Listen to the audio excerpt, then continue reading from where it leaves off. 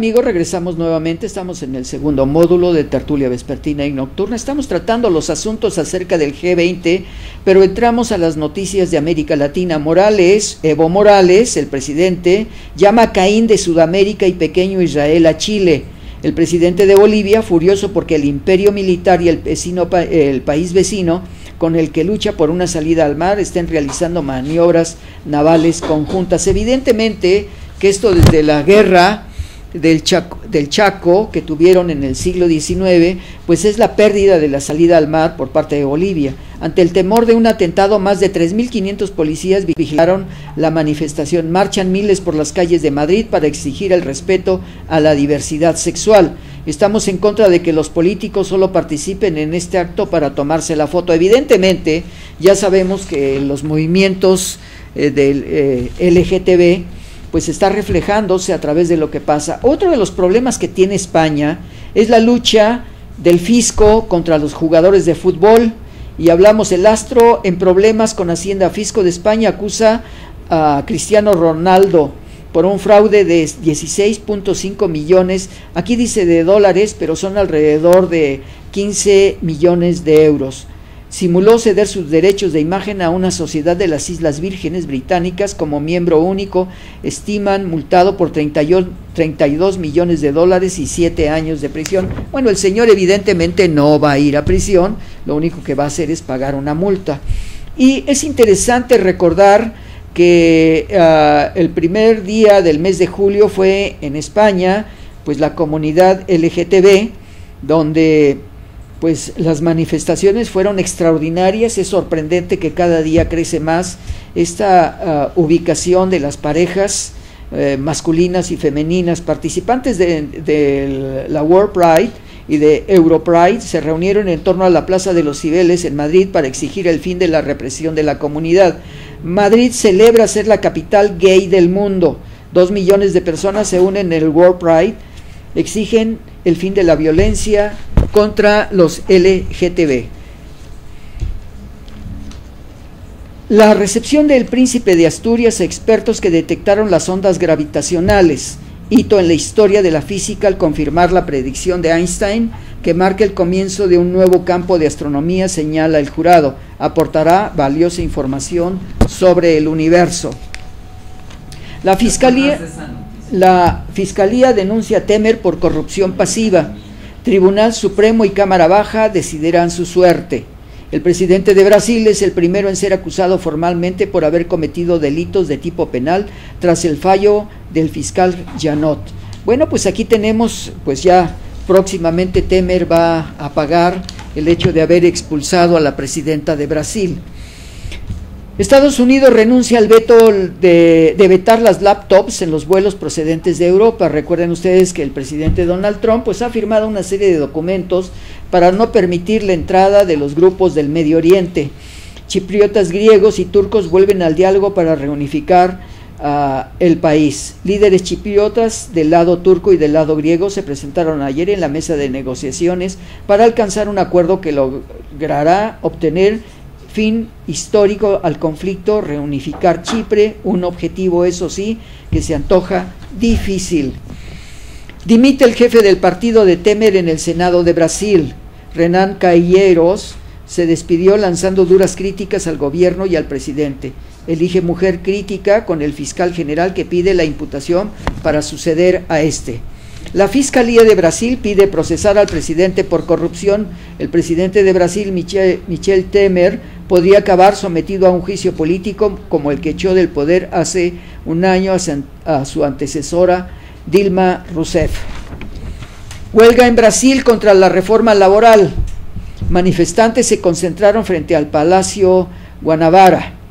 Una huelga general provocó trastornos en las principales ciudades brasileiras y el viernes convocada por trabajadores sindicalizados, y el proyecto del presidente Michel Temer la flexibiliza a las leyes laborales y reducir las prestaciones de jubilaciones. Bueno, ya sabemos que los ordenamientos del Fondo Monetario Internacional y sobre todo pues está causando problemas a nivel internacional, y lo estamos viendo con España. Qatar se niega a ceder ante el chantaje árabe.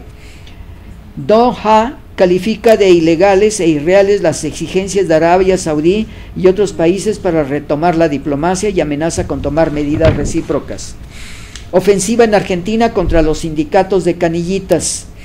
Llegan a 100.000 y sin papeles en Europa en 6 meses. A escasos días del anuncio de la fusión del grupo Clarín con la Telefónica Telecom, lo que figura un poder ilimitado, la justicia armó una causa y allanó con más de 100 gendarmes y carros de asalto el sindicato de canillitas. Bueno, pasamos ahora a Venezuela. Venezuela, que está en estos momentos en una crisis verdaderamente impresionante, que nosotros sabemos que la influencia de Estados Unidos es la que está determinando para que caiga el régimen del presidente Maduro. Policía de Maduro envenena, viola, golpea y asfixia a antichavistas.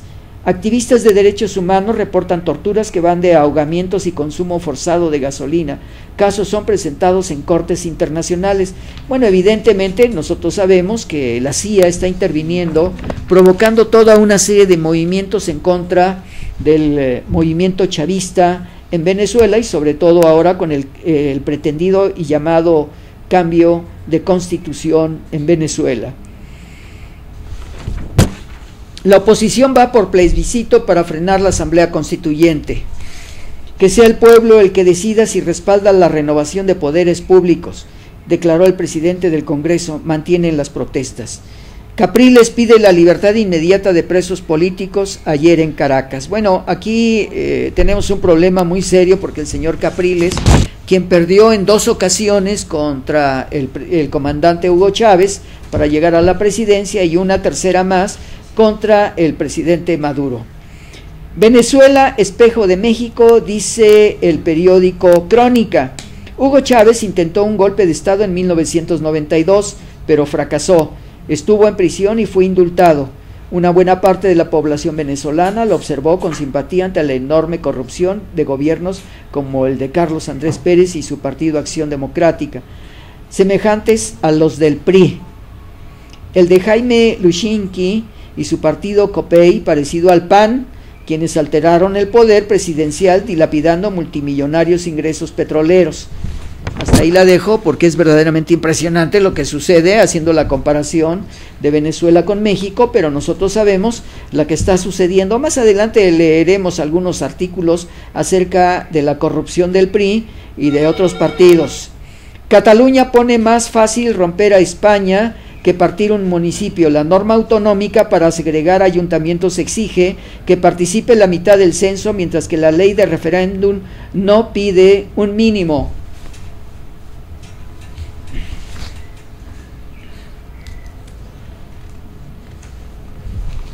Dice, irrumpen en el Parlamento Venezuela. Un grupo de simpatizantes del gobierno venezolano entró por la fuerza en la Asamblea Nacional, de mayoría opositora, y agredió a 5 diputados que estaban en el recinto. Verdaderamente violento, porque las fotografías, no solamente ellos, sino lo que vemos en el periódico publicado por Milenio, El Mundo de España, nos presenta los chavistas a palos con el Parlamento. Las brigadas de choque del chavismo irrumpieron ayer en la Asamblea Nacional venezolana con palos, piedras, cuchillos y explosivos pirotécnicos.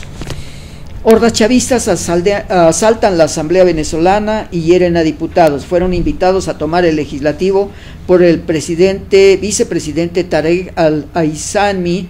Los hechos ocurridos hoy alejan aún más a Venezuela de la senda democrática, se dice, de México. Turba chavista empaña las fiestas patrias, hieren a 12 en el Parlamento, evidentemente mientras que el presidente Maduro estaba celebrando el aniversario de la independencia de Venezuela. Los antichavistas estaban golpeando en la Cámara de Diputados. La Guardia Nacional dejó que los atacantes entraran a la sede parlamentaria, denuncian testigos. No acepto violencia de nadie, reclamó Nicolás Maduro. Venezuela cerca de la anarquía total. Tribunal Supremo atacado el martes por un helicóptero que incita a la rebelión militar y civil, despoja de poder al fiscal general que desacata sentencia y denuncia el terrorismo de Estado. Gobierno de Venezuela eleva la atención con la fiscal. Luisa Ortega solicita a la Comisión Internacional de Derechos Humanos protección para ella y para la dependencia. Oposición anuncia nueva fase de la jornada protesta contra Maduro.